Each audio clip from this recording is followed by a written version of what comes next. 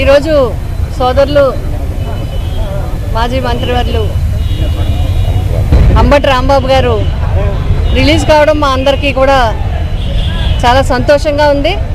ఆయన ధైర్యంగానే ఉన్నారు, కానీ మేమంతా చాలా కలత చెందాము, చాలా ఆందోళన చెందాము. అన్యాయంగా, చాలా అన్యాయంగా అక్రమ కేసులన్నీ పెట్టి ఎవరైతే దాడి చేశారో వాళ్ళని బయట వదిలి, ఎవరైతే బాధితులు ఉన్నారో వాళ్ళని లోపల పెట్టి ఏమి విధానం నడుస్తుంది, ఏమి ల్యాండ్ ఆర్డర్ నడుస్తుంది అనేది రాష్ట్ర ప్రజలందరికీ కూడా అవగతమైంది. నిజంగా ఎన్నో సంఘటనలు ఎక్కడికక్కడే నిన్న మొన్న కూడా కాకినాడ జిల్లాలోని ఇలా ఎన్నో జిల్లాల్లో జరుగుతూ ఉన్నాయి.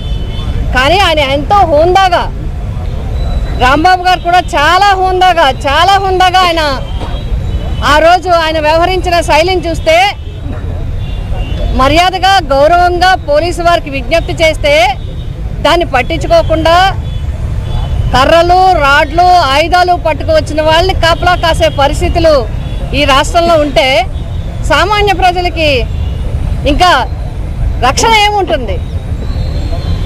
అది కూడా ఆయన ధైర్యంగా కూడా నిజంగా కూడా ఆయన్ని మేము సోదరిమణులుగా, ఒక ఆడపడుచులుగా మేము అభినందిస్తూ ఉన్నాం. ఎందుకంటే ఎప్పుడైనా పరిస్థితుల రీత్యా ఏదన్నా ఒక మాట మాట్లాడినా క్షమించమని అడగడం అనేది చాలా గొప్ప విషయం.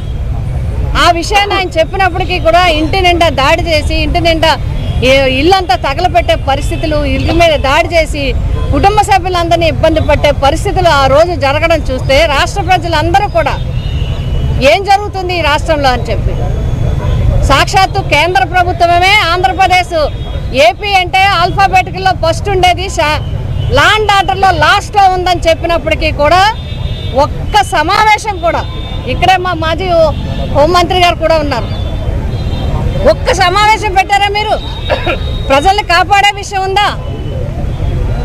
ఇవన్నీ కూడా చూస్తూ ఉంటే రాష్ట్రంలో పరిస్థితులు, శాంతి భద్రతల పరిస్థితులు ఏమున్నాయనేది మనకు అర్థమవుతూ ఉంది. ఏది ఏమైనప్పటికీ కూడా చాలా కేసులు పెట్టి ఇప్పటికీ కూడా మేము వస్తుంటే కూడా కొంతమంది ఫోన్లు రాంగ్ కాల్స్ చేసి, అబ్బాయి మీరు ఎక్కడికి వెళ్తున్నారు, రాజమండ్రి ఎందుకు వెళ్తున్నారు, మళ్ళీ ఆయన లోపల పెట్టి ఇంకో కేసు మీద అని చెప్పి కూడా మాకు రాజానగరం దగ్గర కూడా ఫోన్లు చేసిన పరిస్థితులు ఉన్నాయి.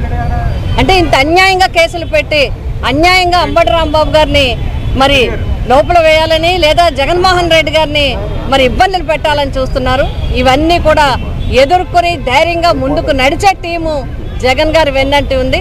అంబటి రాంబాబు గారు కూడా ధైర్యంగా, నేను ఏదైనా సరే నేను ధైర్యంగా ఎదుర్కొంటానని చెప్పి ఆయన ఎక్కడ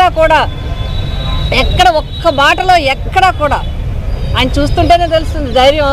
నిజంగా మేమందరం చెప్తున్నాం, మేము కానీ మా నాయకులు, కార్యకర్తలు అందరూ కూడా ఆందోళన చెందాం. ఏంటి మళ్ళీ కేసులు పెడతారు, విడుదల చేయకుండా చేస్తున్నారు. ఎట్టకేలకు ఆయన్ని విడుదల చేశారు. మా అందరి తరఫున కూడా మీకు హృదయపూర్వకంగా నమస్కారాలు తెలియజేస్తున్నాను.